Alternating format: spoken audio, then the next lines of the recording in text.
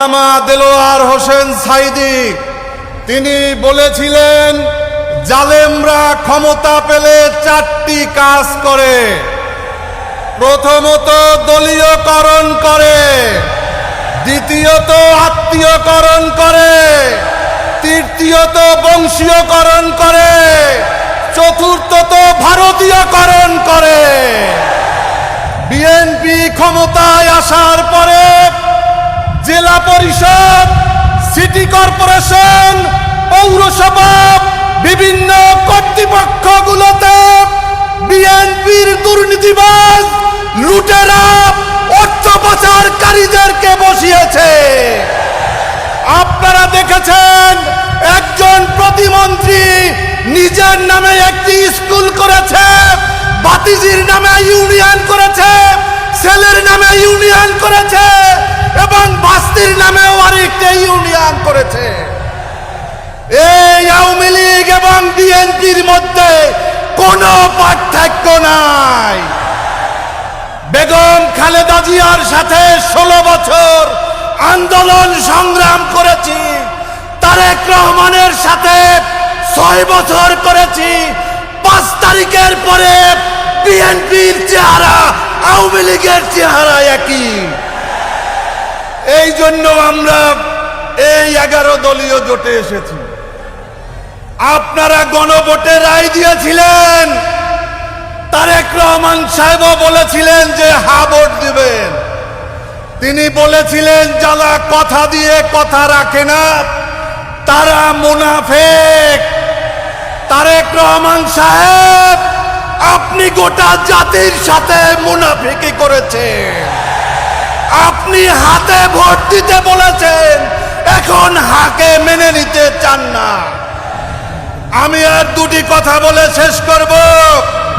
মাওলানা আব্দুল হামিদ খান ভাসানী বলেছিলেন, পিন্ডির সাথে সম্পর্ক ছিন্ন করেছি, দিল্লির দাসত্ব মেনে নেওয়ার জন্য নয়। আজকে বাংলাদেশ নিয়ে নতুন ষড়যন্ত্র শুরু হয়েছে। কখনো শুনতে পাই এই খুলনা জেলার বড় একটি অংশ ভারতের সাথে নাকি নিয়ে যাবে। কখনো শুনতে পাই আমাদের পার্বত্য 3 জেলা নিয়ে নাকি নতুন চক্রান্ত আছে। এখন শুনতে পাচ্ছি আমাদের রংপুর নিয়ে নতুন ষড়যন্ত্র। আপনাদেরকে বলতে চাই, বেশি বাড়াবাড়ি করলে 47-এর লাহোর প্রস্তাব অনুযায়ী নতুন করে ভাগ করতে হবে। সংগ্রামী বন্ধুরা আমার, শুভেন্দু অধিকারী, তুমি নাকি নতুন ভারতীয় হয়ে গিয়েছো। আরে তোমার জন্মই তো হয়েছে বরিশালে, তুমি কবে ভারতীয় হয়ে গিয়েছো? এই পশ্চিমবঙ্গে মুসলমানদের বাড়ি ঘরে বুলডোজার দিয়ে ভাঙা হচ্ছে, মাদ্রাসা মসজিদ বুলডোজার দিয়ে ভাঙা হচ্ছে, আর বাংলাদেশে 82 ফুটের মূর্তি বানাবা, এই দিবা স্বপ্ন পূরণ হবে না। আমরা মুসলমানদের রক্ত, এটা শুধুমাত্র কুকুর বিড়ালের রক্ত নয়।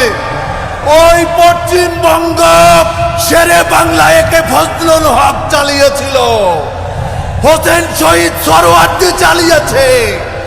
আমরা তাদের উত্তরসূরি। আমরা হযরত সেই শাহজালালের উত্তরসূরি। গৌর গোবিন্দ পালিয়ে গিয়েছিল, তোমাদের কোনো অস্তিত্ব থাকবে না। আমি আজকে আমাদের প্রধান অতিথিকে বলতে চাই, মাননীয় প্রধান অতিথি, আগামী 1 মাসের মধ্যে খেলা ফাইনাল করা সম্ভব যদি আপনি চান। আমরা চাই, হয় সরকার গণভোটের রায় মেনে নেবে, তা না হলে সরকারকে হাসিনার মতো বিদায় করব ইনশাআল্লাহ। আল্লাহ হাফেজ। বাংলাদেশ জিন্দাবাদ, লেবার পার্টি জিন্দাবাদ, ডাক্তার শফিকুর রহমান জিন্দাবাদ, জিন্দাবাদ।